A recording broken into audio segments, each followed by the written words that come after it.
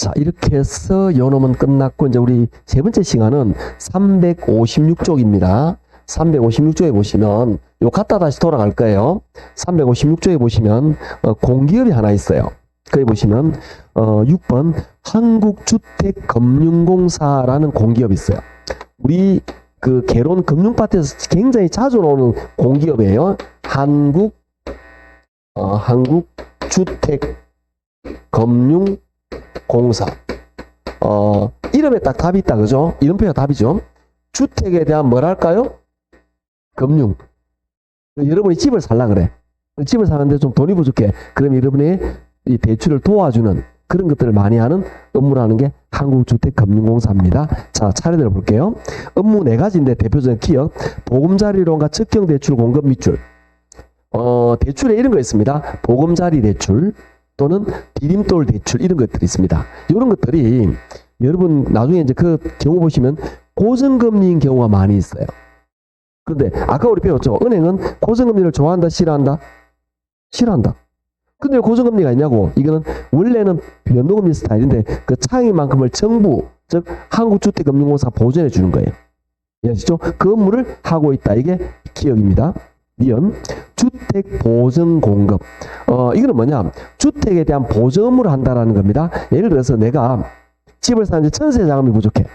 전세를 넣었는데 집을 사는 집 사는 자금이 부족해. 이러면 내가 조건이 되면 한국주택금융공사에 보증서를 발급해 줍니다. 그 보증서를 가지고 하면은 그 보증에서 담보 없이 대출이 이루어져요. 요런 형태. 얘가 보증해 주는 거죠. 다음 요런 경우도 있겠죠. 건설회사가 집을 다지하는데 돈이 부족해. 이럴 때 한국주택금융공사가 대출을 알선해 주는 그런 형태, 보증을 해 주는 거죠. 요런 형태. 요게 여기 말하는 주택보증공급입니다. 세 번째, 주택연금 밑줄. 이 주택연금은 다음 주 할 거예요. 주택연금은 이 업무를 한다라고만 봐놓도록 하고요. 리얼 봅니다. 유동화증권 발행 밑줄. 자, 네 번째 업무에 보면은 유동화증권을 발행한다라고 말했죠. 요 업무에 대해서 이제 지금부터 공부를 할 겁니다. 유동화증권이 어떻게 발행되느냐 이거에 대해서 지금 이야기를 할 건데 한국주택금융공사 이름에 답이 있다 그랬어요. 주택에 대한 대출 이런 것들을 한다 그랬죠. 요거는 왜 있느냐 이제 지금부터 배워볼 겁니다. 자, 왔다 갔다 해서 한 바닥 앞으로 돌아갈게요. 한 바닥만 앞으로 딱 돌아갑니다. 354쪽 350 원래 52쪽부터인데 352쪽 3쪽은 이론적인 거 안 봐도 되는 거예요. 그래서 이 352쪽에 보면 제목이 하나 있어요. 그게 뭐냐 하면은 저당 유동화라는 우리는 이 저당 유동화라는 거에 대해서 지금부터 공부를 한번 해볼 겁니다. 저당 유동화가 뭔지. 그래서 우리 352쪽 교재 보면 이런 설명이 나오는데 자, 제가 그림을 그릴 거예요. 요 그림은 이제 한번 넘어갑니다. 355쪽에 보면 그림이 있어요. 요 그림을 제가 돌려서 그릴 거예요. 355쪽 위에 그림 있죠. 그걸 그릴 건데 자, 어떤 구조냐면은 먼저 차입자가 있습니다. 여러분이 결혼하면서 집을 사요. 집이 5억짜리야. 근데 내가 돈이 3억밖에 없어. 2억만큼은 은행에다가 집을 담보로 설정하고 저당 설정하고 대출하겠죠. 그겁니다. 그걸 우리 차입자예요. 그럼 이 차입자들은 누구에게? 대출자. 이 대출자 은행이에요. 은행에다가 뭘 제공하느냐 하면 담보, 저당권을 설정합니다. 그리고 은행에다가 자금, 돈 2억을 빌려요. 이런 구조. 요 구조는 너무 지극히 당연하다, 그죠? 우리 많이 하는 거잖아, 그죠? 이때 이 저당 채권, 이걸 영어로 뭐라고 말하면 모기지론이라고 이야기해요. 우리 교재 앞에 쪽에 있으면 352쪽에 그런 말이 있습니다. 모기지론이라고 말하는데 이 모기지론은 영어로 이렇게 씁니다. MORTGAGE. 이게 T가 묵음이에요. 그러면 모가지. 재밌지 않습니까? 자, 모가지를 딱 잡고 있는 거죠. 이게 담보잖아. 돈을 안 갚으면 이걸 실행한다 이 뜻이죠. 우리 목줄 잡는 것도 마찬가지잖아요. 그래서 모기지라고 말하는데 빨리 읽으면 모가지가 되는 거예요. 그래서 모기지. 저당 채권을 모기지론 이렇게 이야기를 합니다. 저는 이걸 영어 약자로서 M으로 많이 써요. 그냥 모기지론 그냥 M 이렇게 표현. M 제곱은 모기지론 모기지 이렇게 생각하시면 됩니다. 이렇게 대출이 이루어지는데 자 은행 입장에서는 이게 이상하지 않고 지극히 정상적이고 당연합니다. 그리고 예를 들어 볼게요. 나는 은행에다 돈을 빌렸는데 어떻게 빌렸냐 하면은 20년 만기 이자 4%를 빌렸다 볼게요. 그럼 나는 20년 동안 꼬박꼬박 은행에 이자를 갚아야 되겠죠? 원금 이자를? 그럼 은행은 20년 동안 4% 이자를 내는데 먹는 거잖아. 그렇죠? 자, 그리고 은행은 요 돈이 어디서 나올까요? 라는 생각해 봅시다. 은행은 요 돈의 대부분을 예금자한테 유치합니다. 예금자한테 유치하겠죠. 예금자로부터 돈을 받아서 요 돈 가지고 이렇게 나한테 빌려주는 거잖아. 이해하시겠죠? 이때 은행은 예금자에게 이자를 1.2% 주는 거예요. 그럼 차이 얼마 차이죠? 2.8%. 이게 은행의 마진, 예대 마진이에요. 예금 대출금리 마진 차이가 은행의 전통적인 수입이라는 거죠. 그런데 이 중요한 사실이 하나 있습니다. 그거는 잘못된 게 전혀 없는데 근본적인 문제가 하나 있어요. 그게 은행은 우리에게 돈을 빌려줄 때 20년 장기로 빌려줍니다.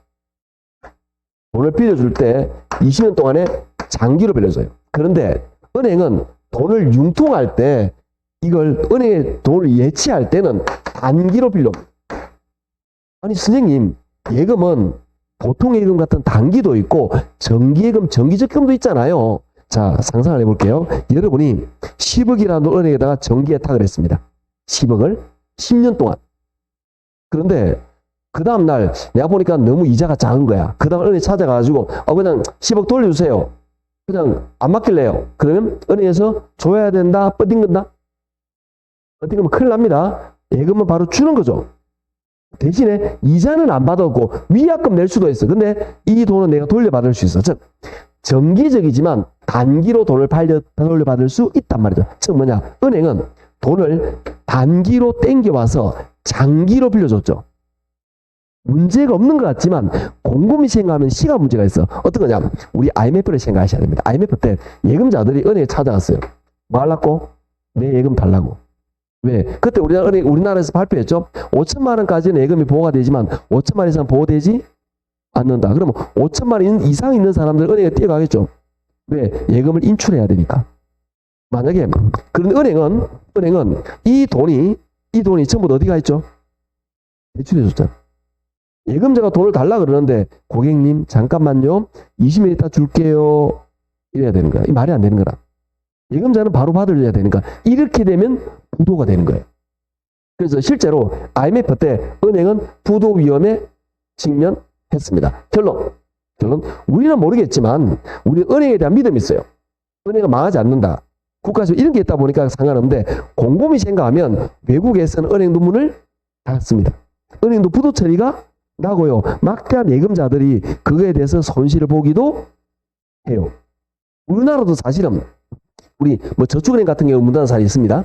그죠? 우리 시중은행 문닫는 사례 없지만 이런 것들이 나타날 시간이 존재하는데 이게 근원적으로 단기 자금에 의한 장기 융통의 문제, 이건 우리가 뭘 말하느냐 하면 요걸 유동성 문제라고 말합니다.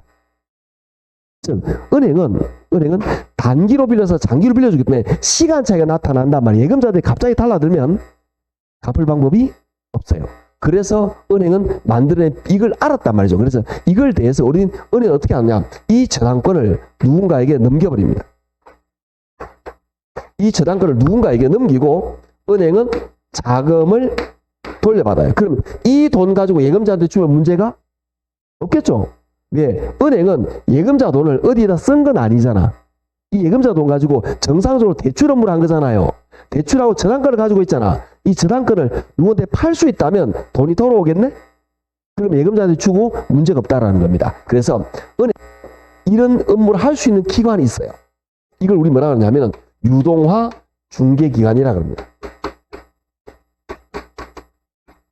이 유동화 중개기관은 대부분 유한회사 그리고 대부분 페이퍼 컴퍼니입니다. 페이퍼 컴퍼니라는 것은 서류상 회사라는 건데 일시적인 회사라는 뜻이죠. 대부분 우리가 생각하는 기업들, 삼성, 현대 이런 것들은 영속적이라고 보는 거죠. 계속 한다라고 보는 거죠. 중간에 망한다 생각을 안 하는 거죠. 그런데 얘들은 10년, 20년 정도 있다가 문을 닫겠다라는 가정에서 만든 기업이에요. 회사인데 이것들은 대부분 은행의 출자법인입니다. 은행들이 모여가지고 예를 들어 우리가 농협이에요. 내가 농협이 예금자 돈을 100억을 받았어요. 그래도 대출을 80억 해버린 거라. 그럼 지금 은행에 돈이 220억밖에 없죠. 근데 이게 예금이 너무 은행에 보이게 작다라고 판단해요. 그럴 수 있겠죠. 그러면 뭐냐? 대출하고 80억 대출하고 뭘 가지고 있죠? 저당권을 가지고 있죠. 이 저당권 중 20억을 넘기는 거라. 그러니까 이 저당권을 넘기고 돈을 20억을 받으면 내 돈의 보유량이 많아지겠네? 이게 유동화라는 거죠. 그래서 저당권을 넘기고, 그럼 이 저당권을 넘기는 게 은행, 즉 농협, 신한은행 몇 군데에 모여가지고 저당 업무를 하기 위해서 각 은행들의 자금을 모으는 거라. 즉 은행들의 저당권을 모은단 말이에요. 저당권을 모으고 돈을 들여주면 이 유동화 회사는 저당권을 모았죠. 이 저당권을 담보로 증권을 발행해요. 그래서 이 유동화 증개기관은 이 저당권을 담보로 증권을 발행하는데 그 증권이 뭐냐? MBS 이렇게 돼요. MBS는 뭐냐? M은 주택저당채권을 뜻하는 모기지. 그 다음 B는 담보를 뜻하는 뱅크다. 그 다음 S는 시큐리티 하면 단수면 보안인데 복수면 증권이 돼요. 그래서 저희 해석하면 주택저당 담보증권 이렇게 됩니다. 이걸 발행합니다. 이걸 발행해서 자금을 회수하는데 이걸 회수하는 데 기간이 1, 20년 걸려요. 1, 20년 동안 이 회사가 존속을 하는 거라. 이해하시겠죠? 그럼 1, 20년 돼가지고 이게 유동화 끝나잖아요. 그럼 이 회사는 없어지는 거라. 이해하시겠죠? 이런 목적인데 선생님 불안한 거 아닌가요? 아니야. 이거는 아까 말했잖아요. 이건 은행이 출자한 법인이고 그 다음에 이 회사를 설립하거나 증권을 발행할 때는 금융감독위원회 모두 인허가를 받아요. 아시겠죠? 그 어떤 구조로 이루어지느냐? 내가 은행에 대출할 때 2억짜리 대출이었어요. 저당권이 2억짜리, 3억짜리 이걸 묶어요. 이걸 저당풀이라 그래요. 이걸 500억 규모 정도, 300억 규모로 묶어요. 그래서 300억 정도의 저당권을 모아서 요 저당권을 담보로 이렇게 증권을 발행해서 자금을 융통합니다. 이런 거죠. 그러면 여기에다 돈을 투자하는 사람이 누구냐라는 거죠. 이걸 우리 누구냐면은 투자자라고 말해요. 투자자는 누구냐? 우리나라 같으면 뭐 연기금 회사 또는 외국 기관 투자자 또는 보험회사 이런 겁니다. 예를 들어서 보험회사를 예를 들게요. 자, 보험회사 입장에서 생각해 봅시다. 우리가 삼성생명입니다. 삼성생명은 고객들로부터 보험료를 받죠? 막 쓰면 안 되잖아. 모아놔야죠. 왜? 보험금을 지급해야 되니까 보험료를 받습니다. 이 돈을 삼성생명은 이 돈을 은행에 예금도 하기도 하고 국채 사기도 하고 국채에 투자하기도 하고 주식 투자하기도 하고 부동산 투자하기도 하고 정권에 투자하기도 합니다. 아시겠죠? 그럼 이 정권은 어떤 구조인지 좀 보도록 할게요. 자, 여기서 내가 은행에 내는 이자는 몇 프로냐? 4%예요. 은행에 이 4%를 예를 들겠습니다. 이 4% 중에서 원가는 1.2%잖아요. 그 마진 얼마였죠? 2.8. 2.8%를 은행이 다 먹어요, 원래. 그런데 은행이 돈이 필요 넘기잖아. 예를 들어서 은행은 0.3 먹고 넘기는 거라. 이해하시겠죠? 그럼 2.5 남았죠? 얘가 또 0.5 먹고 넘기는 거라. 그럼 이게 얼마 먹죠? 2% 마진을 먹겠죠? 그러면 투자자, 은행, 보험회사 생각하면 되는 거라. 지금 현재 국가에서 발행하는 국채나 아니면 공사가 발행하는 공채, 이런 국공채 수익률이 한 1.3%쯤 되는데 이 은행에서 발행하는 은행의 주택저당권을 담보로 하는 주택저당증권이 2%네? 그러면 돈이 되네, 여기 투자하면 되겠네라고 생각하지 않을까? 그렇게 투자가 이루어지는 거예요. 그렇게 결론은 뭐냐? 요렇게 해서 자금이 뺑 돌아가는 구조. 이걸 우리는 저당 유동화라고 말하는데 내가 낸 이자 요게 요렇게 하면 결국 여기에서 수익률은 몇 프로가 되냐? 2%쯤 되겠죠. 그럼 요 4%를 우리 뭐라 그러냐면 은행 대출금리라고 말해요. 그러면 지금 아까 2% 예를 들었잖아요. 요 2%를 뭐냐? 정권 수익률이에요. MB에서 정권의 수익률인데 자 4% 2% 뭐가 커야 되죠? 얘가 커야 되겠죠. 이해하시겠죠? 왜 얘가 커야 되느냐 하면은 4%를 은놈이 갈라 먹는 거예요. 은놈들이. 죄송합니다. 표현을 그렇게 해서 4%를 누가 얼마나 갈라 먹을까요? 그 차이야. 즉 이걸 은행이 다 먹고 싶으면 은행에 가 있으면 돼. 은행에 돈이 필요하면 넘기고 스스로 좀 먹으면 돼. 아시겠죠? 얘도 가지고 있으면 이자의 대부분을 지가 먹겠죠. 그런데 돈이 필요하면 넘기고 좀 먹으면 돼. 투자자 입장에서는 이 투자. 그러면 여기에 이자가 좀 높아야, 대출이 높아야 뒤에 먹을 게 많겠죠. 그래서 이 저당 유동화는 뭐냐? 대표적인 부채금리예요. 왜 부채금융이냐? 내가 은행에는 이자에 근거하는 거죠. 뒤에서는 아무리 열심히 투자해도 4%보다 높은 수익은 얻을 수가 없잖아. 왜? 내가 내는 이자 가지고 갈라먹는 거니까. 그래서 이거는 이자에 근거한 부채금융이다라는 뜻이에요. 그래서 아까 우리 지분금융, 부채금융 할 때 ABS, MBS 여기 있었죠? 2시간 지났다고 기억 못하고 그러기 없기. 그런 느낌이라고 이해하시면 됩니다. 이게 저당 유동화의 기본적인 개념. 이때 요 시장 우리 뭐냐? 1차 시장이라고 말하고 요 시장을 뭐냐? 2차 시장이라고 말합니다. 1차 시장에서는 뭐가 일어나느냐? 저당권이 만들어집니다. 1차에서는. 2차에서는 저당권이 유통이 이루어져요. 1차에서 만든 저당권이 유통된다. 이렇게 이해하시면 됩니다. 이게 저당 유동화의 기본 개념이에요. 좀 이해가 되시면 좋겠습니다. 자, 우리 355조의 표를 제가 설명을 드릴 거예요.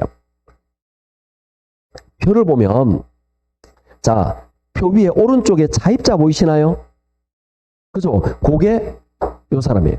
둘관계에서 1차 대출 기간 보이죠? 그게 대출자 요거예요. 저는 한 판에 짜게 했는데 교재는 이렇게 가고 있는 거잖아. 그죠? 그래요. 그 다음에 1차, 2차 대출 기간 요겁니다. 그 다음에 오른쪽에 기간 투자자, 이게 투자자예요. 그러니까 교재에서는 얘와 얘를 올려놓은 거죠. 헷갈리게 그런 겁니다. 하여튼 똑같은 내용을 나타내고 있는 거예요. 그런 내용인데 거기 보면 1차, 2차 이렇게 표시가 되어 있다라고 보시면 됩니다. 자, 이제 이론적인 좀 지문 보도록 할게요. 왼쪽 봅니다. 354쪽에 가로를 본 밑줄 1차 저당시장 밑줄 주택자금 대출시장 밑줄 1차에서는 대출이 이루어진다. 저당 대출이 이루어진다. 이 뜻입니다. 동그라미 1번 밑줄입니다. 1차 저당시장이란 저당 대부를 원하는 수요자와 저당 대부를 제공하는 금융기관에서 이루어지는 시장이다. 요게 1차다. 요 뜻입니다.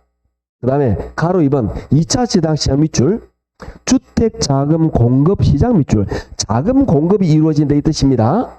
동그라미 1번 밑줄 2차 저당시장은 저당 대출기관과 다른 기관 투자들 사이에서 설정된 저당을 사고 파는 시장이다. 즉 1차 대출기관들은 은행은 2차 시장에 그들이 설정한 저당을 팔고 필요한 자금을 조달한다. 설명된 내용들입니다. 동그라미 3번 2차 시장은 저당 대부를 받는 원래의 차입자와는 직접적인 관계가 없다. 이건 무슨 말이냐면은 자, 여러분이 은행에다가 2억을 대출했어요. 그리고 은행에 저당권을 설정하죠. 그리고 여러분 등기부에 예를 들어서 KB은행 2억 이렇게 저당권 설정되어 있겠죠. 은행은 요 저당권을 가지고 있어도 되고 넘겨도 되는 거죠. 근데 우리 저당권에 그게 표시된다? 안 된단 말이에요. 은행이 가지고 있는지 은행이 넘겼는지 우리 그게 표시가 안 돼요. 그대로 있고 얘들 사이에서 이 권리를 저당권을 담보로 하는 채권을 만들어 사고 팔고 하는 구조로 이루어져요. 아시겠죠? 그런 구조다. 그래서 우리는 이게 은행에 있는지 넘어갔는지 알 수가 없어요. 그래서 우리하고는 상관없다. 즉 은행이 가지고 있던 넘기던 나는 꼬박꼬박 20년 동안 이자 다 내면 문제없다. 이런 이야기예요. 4번입니다. 2차 저당 시장은 저당이 유동화되는 데 결정적 역할을 하게 되며 일반적으로 2차 시장에서 발행되는 투자 상품은 2차 시장의 투자 상품 청구 수익률입니다. 요거는 주택 대출금리, 요거 1차 대출금리 요거보다 낮은 금리를 가진다. 요거보다 낮아야 되는 이 뜻이죠. 네, 요거 말한 겁니다. 전부 다 교수된 이야기 된 거예요. 자, 이게 지금 말한 요게 저당권의 기본적인 개념이었다라는 이야기인데 지금 말한 거는 기초적인 내용입니다. 선생님 너무 어려운데요. 네, 처음 보면 어렵게 느껴지지만 이거는 기초적인 내용인데 여기에서 제가 요 업무를 이제 이야기할 거예요. IMF 때 우리나라 이렇게 구조가 있었어요. 좀 세부적인 내용 좀 지우겠습니다. IMF 때 이런 구조 있었어요. 그런데 IMF 때 우리나라 은행이 문을 닫을 뻔했죠. 은행이 문을 닫는데 은행의 출자법인도 믿을 수 있나요? 말이 안 되는 거죠. 그래서 97년도 IMF를 겪고 나서 우리나라에는 2004년도에 저기는 한국주택금융공사를 설립합니다. 한국주택금융공사를 설립해서 우리나라는 이 유동화 업무를 이런 유동화 회사도 만들 수 있지만 한국주택금융공사도 이 업무를 할 수 있게 법으로 만들어 놨어요. 우리나라만 그래요. 미국, 일본은 아니에요. 우리나라는 IMF 때 은행의 위험한 가장 근본 원인은 뭐냐? 이 문제였다고 착안한 거죠. 그래서 우리나라에는 공기업인 한국주택금융공사가 이 유동화 업무에 직접 발행합니다. 그렇기 때문에 한국주택금융공사가 유동화증권을 발행한다라고 나와 있는 겁니다. 아시겠죠? 그래서 우리나라 같은 경우에는 대부분의 유동화증권을 발행합니다. 한국주택금융공사에서. 이해하시겠죠? 그런 구조다라고 보시면 됩니다. 그래서 오른쪽에 355쪽 읽어보시면 가로 3번에는 한국주택금융공사 설명에 나와 있는 게 이런 내용에 관한 내용입니다. 아시겠죠? 자, 참고적으로 딱 보시면 됩니다. 이거는 이런 내용이었다. 그럼 이거는 이제 끝난 거예요. 자, 이거는 아까 말했듯이 기초적인 내용입니다. 얘는 시험에 그렇게 잘 나오질 않아요. 그럼 뭐가 잘 나오느냐? 지금부터 그 이야기를 할 건데요. 쭉 넘어갈 겁니다. 우리 뭐냐면은 361쪽에 나와 있는 주택예금은 다음에 할 겁니다. 아셨죠? 좀 많이 넘어갈 거예요. 왜냐하면 그 사이는 안 해도 됩니다. 자, 어디 볼 거냐면은 374쪽을 볼 거예요. 374쪽에 보시면 위에 표가 하나 있죠. 요 표를 제가 그림으로 그려드릴 거예요. 여러분 이 표를 외워야 됩니다. 이 표는 어마무시하게 중요한 표입니다. 요 표에서 시험 문제가 나오는데 이 표는 누구도 주지 마세요. 표는 외우기 어려워요. 그래서 제가 그림을 그려드릴 겁니다. 자, 이때 우리는 이 저당 유동화의 개념을 이해할 건데 먼저 나는 유동화에서 큰 역할이 아닙니다. 그 다음에 은행도 큰 역할이 아닙니다. 왜? 은행도 저거 넘기고 끝났잖아. 조연이에요. 주연은 두 사람입니다. 뭐? 이 돈을 받아서 은행으로부터 저당권을 사들입니다. 주택 저당권을. 그렇게 해서 MBS를 발행하는 사람. 이 사람 우리 뭐라고 말하느냐? 발행자라고 말합니다. 이 사람을 우리는 발행자라고 말합니다. 그 다음에 이 사람은 정권에 투자하는 사람. 이 사람 우리 뭐라 그러냐 하면은 투자자라고 말합니다. 이 둘의 관계에 의해서 뭐가 만들어지느냐 하면은 MBS의 종류가 결정됩니다. 중요한 거는 요겁니다. 그래서 제가 요 그림을 그리면 요 그림을 또 여러분은 또 자꾸 제가 적으라 해서 미안한데 어쩔 수 없습니다. 요걸 여러분 교재 374쪽 왼쪽 기팅에다가 이걸 적어 놓으셔야 됩니다. 아셨죠? 안 지울 테니까 나중에 적어도 됩니다. 이 그림을 외워야 되는 거예요. 자, 그러면 본기적으로 볼 건데 우리가 하나 생각할 게 있습니다. 그게 뭐냐? 이 M 주택저당권 요 안에는 두 가지의 기능이 숨어 있어요. 하나는 뭐냐 하면은 저당 소유권의 개념입니다. 이건 뭐냐 하면은 담보의 기능이에요. 또 하나는 뭐냐 하면은 원리금 수취권이에요. 이거는 뭐냐면은 수익의 개념이에요. 자, 어떤 개념이냐면 은행 입장에서 볼게요. 은행은 나에게 돈을 빌려줬죠. 은행은 나한테 돈을 빌려준 이유가 뭐죠? 내가 예뻐서? 착해서? 이상한 소리 하지 말고 은행이 돈을 빌려준 이유는 나에게서 이익을 얻는 거죠. 은행은 나한테 돈을 빌려주고 이자를 받는 거잖아요. 은행의 목적은 뭐죠? 요거죠. 원리금을 회수하는 게 목적이죠. 그런데 내가 돈을 안 갚으면 큰일이잖아. 그래서 담보를 잡아놨죠. 그게 저당권이죠. 만약에 내가 이자를 안 갚으면 원금이자 안 갚으면 은행은 저당 실행을 통해서 내 집을 날려버리고 날 쫓아내고 이걸 팔아서 회수해버리는 거지. 그죠? 그래서 은행은 우리 M 모기지 주택저당채권 안에는 주택저당권 안에는 이런 담보의 기능과 수익 기능이 같이 들어 있습니다. 제가 이때 저당 소유권 담보기는 저라고 적을 거예요. 원리금 수익권은 수라고 적을 거예요. 아시죠? 요 둘이 누가 가지고 있느냐에 따라서 결정이 납니다. 자, 먼저 우리 여기 말하는 모든 걸 투자자에게 넘겨버립니다. 투자자 넘긴다는 건 요거 저당 소유권도 투자자에게 원리금 수익권도 투자자에 모두 넘겨버립니다.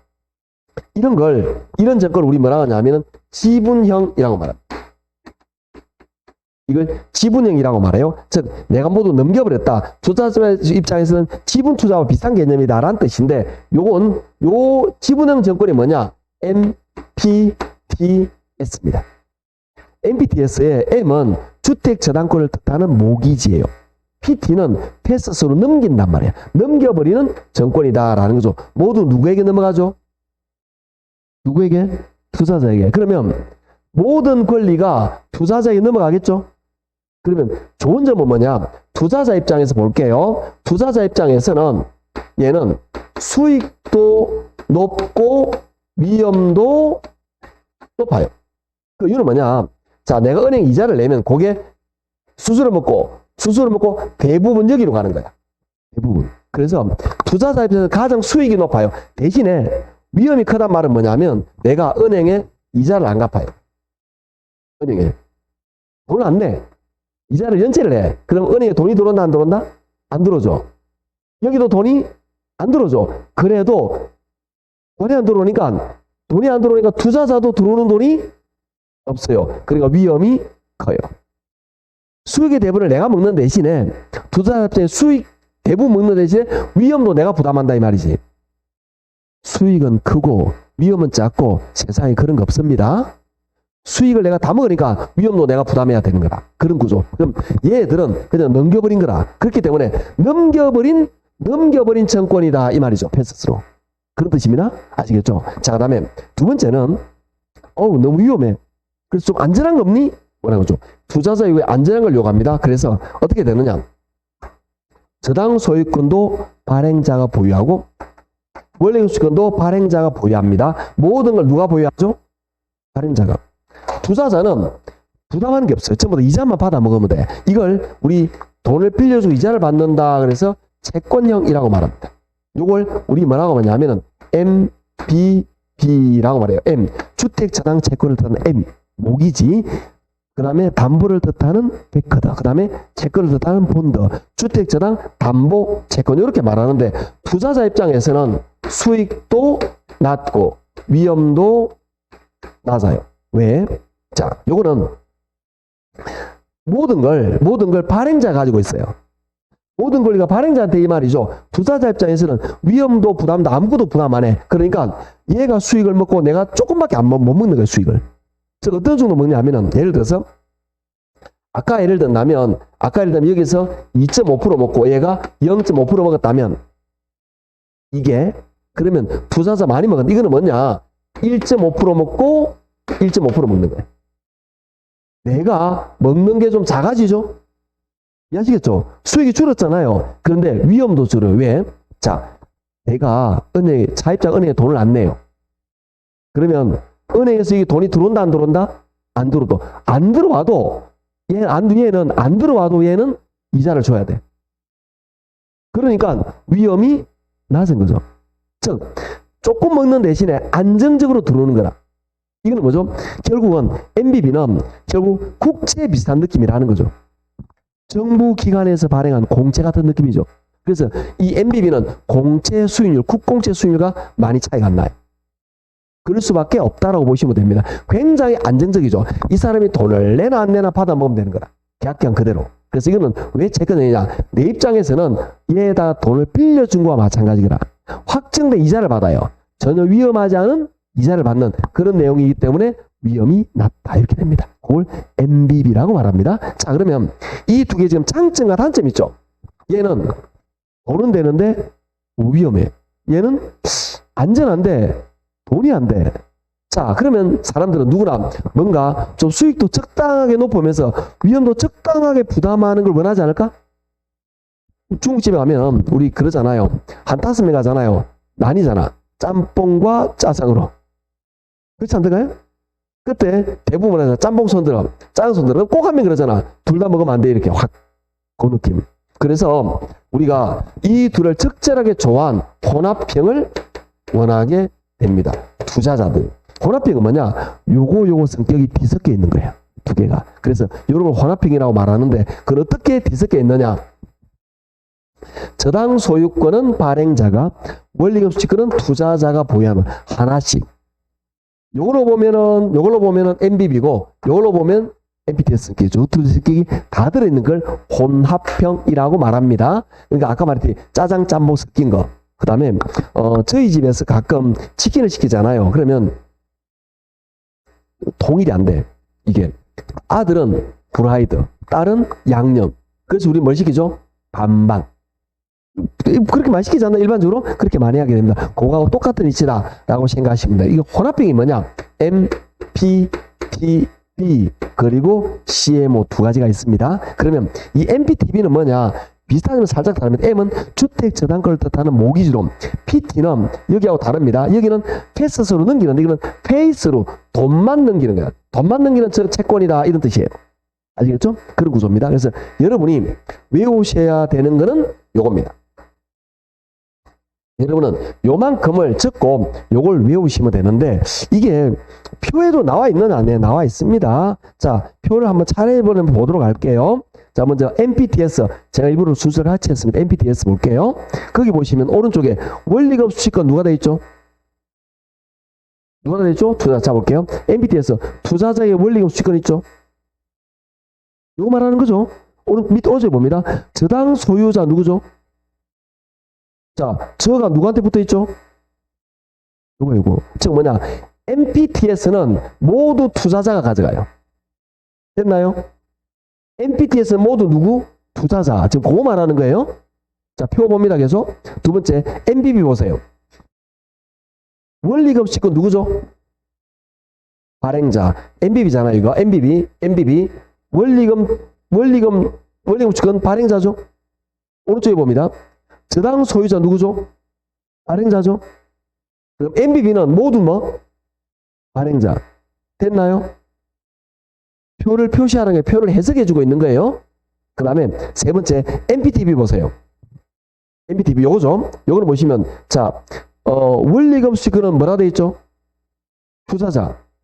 그 다음에 저당 소유권은 누구 돼 있죠? 발행자. 이렇게 하나씩 나눠져 있잖아요. 이렇게. 여러분이 제가 그린 그림이 이걸 말하는 건데 여러분은 표를 외우지 말고 그림을 외우시라는 거예요. 지금 같은 건데 왜 그러세요? 그래 이유가 있는 거예요. 제가 여러분은 그렇게 못 오겠지만 제가 말할 때는 다 깊은 뜻이 다 들어있고 이게 다음을 생각하는 거예요. 왜 그러냐면 여러분은 물론 이걸 단순히 이걸 누가 가지는지 MPTB는 모두 발, MBB는 모두 투, 그 다음에 MPTB 시험은 하나씩 이렇게 외워도 돼요. 그런데 이 그림을 이해하라고 말하는 이유가 있습니다. 제가 왜 그러냐 볼게요. 자, 자입자 간의 현금이 여기는 이 지분형은 MPTB는 여기까지 올까요? 여기까지 올까요? 1번 여기까지, 1번, 2번 여기까지. 자, 어디까지 와 있는지 보세요. 저수가. 여기가 있죠? 현금 흐름이 투자자까지 연결되고 있어요. 그런데 MBB는 현금은 여기 잘리죠?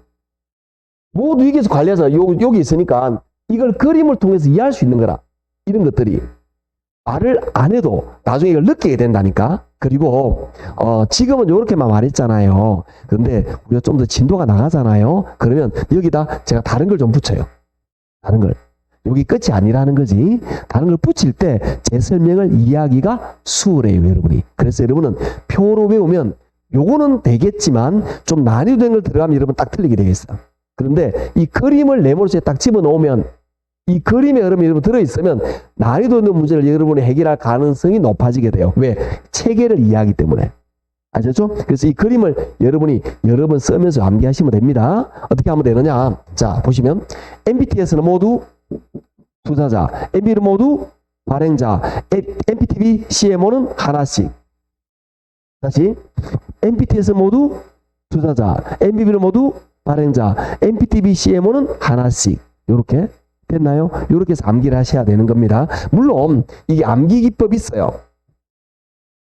어떻게 예전에 암기했느냐면 요렇게 M, P, T, B 그 다음에 M, B, B 그 다음에 요거 M, P, MPTS네 요거는 MPTS는 MP, TV 이렇게 있으면 요걸 어떻게 암기했냐면 예전에 이렇게 암기하는 방법도 있었습니다. 그게 뭐냐? 만약에 B가 있잖아요. B는 발. 그 다음에 T가 있잖아요. 투 이렇게 보는 거다. 그러면 여기는 T만 있잖아요. 모두 투자자란 말이죠. 여기는 발발 모두 발행자란 말이죠. MBB는. MBT에서 뭐 투자자, MB로 발행 이 뜻이에요. 여기는 보면은 B도 있고 T도 있죠. 그러니까 하나씩 이렇게 외운 적도 있어요. 그런데 제가 이렇게 외우지 마라 그럽니다. 이렇게 외우지 말라고 말하는 이유는 뭐냐면 단순 암기이기 때문에 이걸 해결하기는 좋지만 아까 말했듯이 난이도 있는 걸 물어보면 백발백중 못 풀어요. 왜? 단순 암기이기 때문에. 그런데 이 표를 외우면 여러분이 단순 암기가 아니에요. 이거는 이 MBS의 흐름을 외우는 거예요, 여러분이. 이 표를 외우면. 아시겠죠? 그래서 교재는 없어요. 왜? 내가 만든 거니까. 교재는 없는데 이 표를 여러분이 이해하고 암기하셔야 나중에 복잡한 내용을 여러분이 알아먹기가 수월해지는 거라. 그래서 이 표를 외우셔야 돼. 자, 그래서 어떻게 되냐. 모두 투자자에 넘어가는 게 MBTS다. 발행자에 스톱하는 게 MBB다. 저당권은 발행자에게, 투자자에는 투자자에 넘어가는 게 MPTB CMO다. 라는 걸 암기하셔야 됩니다. 됐죠? 이제 암기했다 치고, 자, 구체적인 내용을 좀 보도록 할게요. 자, 이제 어디 볼 거냐면은, 앞으로 돌아가셔가지고 368쪽에 볼 겁니다. 제가 건너뛴 나머지는 안 봐도 된다 그랬습니다. 368쪽에 볼게요. 자, 메뉴에 봅니다. 저당담보증권 동그라미 1번의 밑줄입니다. 저당담보증권을 영어약자로 MBS라고 말합니다. M, 저당권, B, 담보, 정권 S. 그게 저당담보증권이에요. MBS란 저당대출기관, 저당회사, 기관 투자자들이 자신들이 설정한 거나 사들인 저당권이 모기지론이죠. 모기지를 담보로 해서 발행되는 정권입니다. 저당담보증권의 발행자는 성격이 유사한 저당을 집대성하여 저당풀을 만들고 이걸 담보로 새로운 상품을 발행하는데 그 새로운 상품이 저당담보증권입니다. 이걸 말하는 겁니다. 이런 발행자는 저당권을 담보로 이 저당권을 묶어요. 저당권을 담보로 정권을 발행한다 이 뜻입니다. 자, 밑에 3번에 1번 이체증권으로 MPTS 보이나요? MPTS 동그라미. 자, 볼게요. 이걸 말하죠. 이거죠. 그런데 좀 표현을 명확하게 했으면 좋겠어요. 뭐냐? MPTS는 저당 소유권과 원리금주권이 투자자 이전 이렇게 말했으면 좋겠어. 근데 그렇게 책이 표현을 좀 안 해요. 애매하게. 자, 그래서 밑에 기억 봅니다. 밑줄. 저당 이체증권, 즉 MPTS는 자입자가 지불하는 저당 재벌액이 정권 발행자를 통해서 바로 투자자에게 전달된다. 투자자에게 전부 다 넘어간다 이 뜻이에요. 즉 저당 소유권과 원리금주권이 전부 다 투자자에 넘어가는 게 MPTS다. 이렇게 돌려가게 하고 있는 겁니다. 느낌 아시겠죠? 표를 이해했으니까 그 말이다라는 겁니다. 나머지는 보지 마세요. 넘어갑니다. 370쪽에.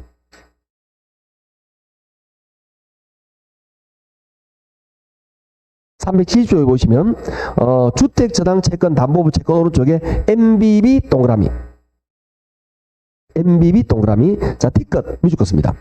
저당채권 MBB는 주택저당채권을 담보로 하되 발행기관의 신용으로 발행된다. 이거는 뭐냐? 발행기관이 모두 부담한다 이 뜻입니다. 발행기관이 저당권과 원리금주권을 가지면서 자신의 신용으로 투자자에게 채권을 발행한다 이 뜻이에요. 나머지는 안 보셔도 됩니다. 2번에 콜방언이 3번, 4번 이런 거는 지금 안 보셔도 됩니다. 지금 보면 어려워요. 이거 다음 순환에 여기 좀 이해되면 여기다 하나 붙여 나갈 겁니다. 넘기시고. 372쪽에 3번. 자, 지불이체증권 MPTB 동그라미. 자, 제가 앞에 있는 거는 보지 말고 뒤에 거만 영어약자만 동그라미 하라 그러죠. 왜 그러냐면 이거는 앞에 있는 그런 우리나라 말은 바뀌기도 있어요. 바뀌겠는데 영어약자는 안 바뀌거든. 그래서 영어약자로 배워야 돼요. 아시겠죠? 이건 뭐냐? MPTS를 이체증권이라고 말하고 주택 이체증권 말하고 지 맘대로 말해요. 학자마다 표현 방법이 다르단 말이에요. 그런데 영어약자는 안 바뀐다 이 말이에요. 영어약자를 외워야 됩니다. 자, 그래서 지불 이체 채권도 MPTB하고 동그라미 1번이 주고 있습니다. 이체채권 MPTB는 이체증권 MPTS와 MBBS 계열 동시에 가지고 있다. 그래서 혼합형이란 말이죠. 동그라미 3번 밑줄.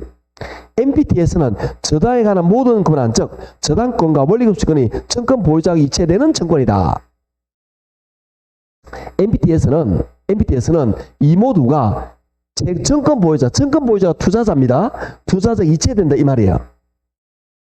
이제 확실하게 하나 말하고 있네. 그러나 MPTB는 문자 그대로 저당 지불액만 이체되므로 지불 이체증은 MPTB의 원리금주권은 투자자가 갖고 저당권은 발행자가 갖는다. 이거는 자, 이 MPTB 요거죠. MPTB는 저당권은 발행자가 갖고 원리금주권은 투자자가 이체한다. 이걸 말하고 있는 거예요. 마지막에. 마지막에 다시 볼게요. 동그라미에서 한번 두 번째 줄 중간에 MPTV의 원리금 시그널 누구에게? 원리금 시그널 누구에게? 투자자에게. 그 다음에 저당권은 발행자, 저당권은 발행자 이거 말하고 있는 거라고요. 그러니까 이 표가 외워지면 이거 안 봐도 된다 이 말이야. 뭔지 설명하는 거지 안 봐도 되는 거예요. 볼 필요 없는 거라 이게. 왜? 이 흐름만 잡고 있으면. 이해하시겠죠? 이 표만 내가 정확하게 알고 있으면 이건 안 봐도 되는 거랑 마찬가지예요. 자, 4번 다계층 채권은 다계층 채권 CMO 같이 동그라미. 얘는 다계층 채권이라고 문제 나오기도 하고 CMO라고 문제 나오기도 합니다. 아셨죠? 오른쪽에 이 동그라미 2번에 기억 위축. 요거는 이체 MPTS와 MBB 밑줄 CMO도 이체 채권과 마찬가지로 MPTS와 MBB의 두 가지 성격을 모두 가지고 있다. 이런 겁니다. 자, 좀 감이 잡히시나요? 시험에 어떻게 나오는지 말씀을 드릴 겁니다. 보편적으로 얘가 시험에 매년 나오는데 꼭 그 매년 나오는 거랑 마찬가지. 10년 동안 6문제 나왔으니까 매년 나오는 거랑 마찬가지입니다. 얘가 10문제 나오면 이걸 같이 내요. 그러니까 최근 사례는 좀 복잡하게 나오는데 어려운 내용이 많이 나오지만 한 2, 3년 전만 하더라도 트렌드는 그래요. 지문이 5개인데 그 중에 1개, 2개는 여기서 냅니다. 예를 들어서 유동화 공신연합은 유동화 중개회계나 한국주택금사는 주택금융공사는 1차 대출계약부터 사들인 채권을 담보로 MBS를 발행한다 이런 거. 아시겠죠? 그 다음에 차입자는 이 유동화 업무에 대해서 특별한 관계가 없다. 이런 거. 우리 밑줄 건 그러겠죠. 그런 것들이 나와요. 그래서 지문 1개, 2개 만들고 그 다음에 여기에서 문제를 만듭니다. 지문을 어떻게 만들어요? 이렇게 MPTS는 저당 소유권과 원리금 수취권을 발행자가 보유한다. 이렇게 틀리게. 또는 MBB는 저당 소유권과 원리금 수취권을 투자자에게 이체한다. 이렇게 틀리게 내요. 즉, 요것만 딱 외우면 될 만하게 문제를 일반적으로 냅니다. 그런데 제가 아까 말했듯이 복잡한 걸 좀 빼고 있다 그랬잖아요. 그러니까 초과 담보라든지 콜방어, 조기사원 이런 내용들이 있어요. 그런데 그거는 요 체계가 이해가 되면 하나씩 제가 붙여나갈 거라. 아시겠죠? 그렇게 되는데 그러면 일반적으로 문제는 금방 말했듯이 요거와 요걸 섞어서 내는데 왜 이게 중요하냐? 정답을 여기서 내거든. 왜 그러냐? 지금은 어렵지만 요게 상식이에요. 처음에는 여러분 어렵지만 우리가 11월 달부터 절약하신 분은 11월 달에 절약 한번 했잖아요. 이거. 이제 보면 상식이 돼버린 거라. 근데 요거는 외워야 된단 말이에요. 그래서 얘는 여러분이 외워야 되기 때문에 요걸 가지고 정답을 냅니다. 대부분. 그래서 여러분 요걸 외우는 게 한 문제를 먹고 틀리고 그런 차이인데 이게 어떻게 문제가 나오는지 한번 예를 들어 드릴게요. 자, 왼쪽에 372쪽에 볼게요. 372쪽이 기출문제인데 그게 두 번째 걸 보겠습니다. 이게 30일에 감정평가사 시험에서 나왔던 문제겠죠. 감정평가사 시험도 우리 시험하고 유사하게 나옵니다. 90% 비슷하게 나와요. 그래서 감정평가에서도 부동산학 개론이 있어요. 그때 우리 교재하고 거의 90% 비슷해요. 그렇게 나오는데 거기 문제를 봅니다. 자, 지불 이체 채권 MPTV. 오! MPTV 요거죠. 자, 봐야 됩니다. MPTV 요거기 때문에 자, 저당권은 누가 가지죠? 발행자가. 원리금 수취권은 투자자 받나요? 요거 봤죠? 요것만 하면 답이 나온단 말이에요. 이게 정답 지문이에요. 자, 계속 보겠습니다. 모기지 소유권, 모기지, 저당 소유권은 누가 가지죠? 발행자. 근데 뭐라 그랬어요? 투자자에게 이전되고 틀렸죠? 그 다음에 원리금 수취권. 자, 봅니다. 원리금 수취권은 누구에게? 투자자에게. 근데 뭐라 그랬죠? 발행자 이전 틀렸죠? 그래서 틀린 거예요. 왜 틀린지 모르면 나도 이제 모르겠습니다. 그래서 이렇게 문제가 나온다 이런 말이에요. 그러니까 아까 말했듯이 문제를 내면 요거 섞어서 문제를 내는데 정답을 여기에서 결정을 많이 하는 거라. 그래서 여러분 요걸 외워야 된다 이런 이야기예요. 제발 이해하시겠죠? 그래서 요걸 외우는데 그럼 선생님 나머지도 한번 풀어보면 됩니까? 네, 풀어보시면 됩니다. 그럼 우리 교재 귀퉁이 보면 이렇게 잔잔한 지문들이 기출 문제들인데 시험에 나왔던 문제를 넣어놓은 거예요. 그걸 보면서 이걸 외운 다음에 오른쪽에 3쪽에도 보시면 이런 문제가 몇 개 나와 있단 말이에요. 이걸 풀어보시면 되는 거라. 아, 이렇게 나오는구나. 그래서 교재 읽으면서 보시는데, 자, 오늘 진도는 여기까지예요. 더 하자는 뜻이네. 이게 원래 그 뒤에 하나가 돼 있어요. 주택임금을 하려는데 이거 한 3, 40분 걸려요. 그래서 너무 시간이 애매하더라고. 그래서 오전 만에 진도를 나가다 스톱을 했었어요. 그래서 여기까지인데, 수업이 끝나면 제가 항상 말하는 게 좀, 수업 끝나면 집에 와서 뭐 해야 되죠? 복습해야 돼요. 여러분, 복습해야 되는데, 복습을 어떻게 하는지만 말하고 다시 말하겠습니다. 복습할 때, 여러분, 교재를 보시는 거라. 교재는 굉장히 지금 많은 양이 있지만, 제가 막 건너가고 있죠? 그죠? 그러면 제가 밑줄 끈 거 위주로 보시면 돼. 나머지는 안 봐도 돼요. 밑줄 끈 게 지금 중요한 기출 질문이고, 밑줄 끈 것만 보고, 그 다음에 여러분, 아까 말했던 기퉁인 이런 문제나, 문제를 풀잖아요. 많이 풀린다. 의외로. 그리 많이 건너뛰는데 많이 풀려요. 그거는 뭐냐? 가장 중요한 거 위주로 수업을 하니까 그래요. 아셨죠? 가장 중요한 것만 다루고 있다라고 생각하시면 됩니다. 그래서 집에서 꼭 복습하셔야 됩니다. 그래서 오늘은 뭐 했느냐 하면은, 첫째 시간에 우리 투자 분석했어요. 2시간 지나도 기억 안 난다, 그죠? 둘째 시간에 부동산 금융에서 이자 상환할 거예요. 세 번째 시간에서 저당 유동화에 대해서 공부를 했어요. 다음 주에는 뭘 할 거냐? 다음 주는 요거 했던 거 다음에 있는, 그리고 또 금융, 부동산 투자자도 금융이 있어요. 주택금, 금융 한 2시간 하고, 그 다음에 마지막에는 개발, 관리 이쪽으로 넘어가게 될 겁니다. 아시겠죠? 요렇게 이제 준비를 하면 되는 거니까, 여하튼 집에서 복습하시길 바라겠고, 오늘은 여기까지 하겠습니다. 고생했습니다.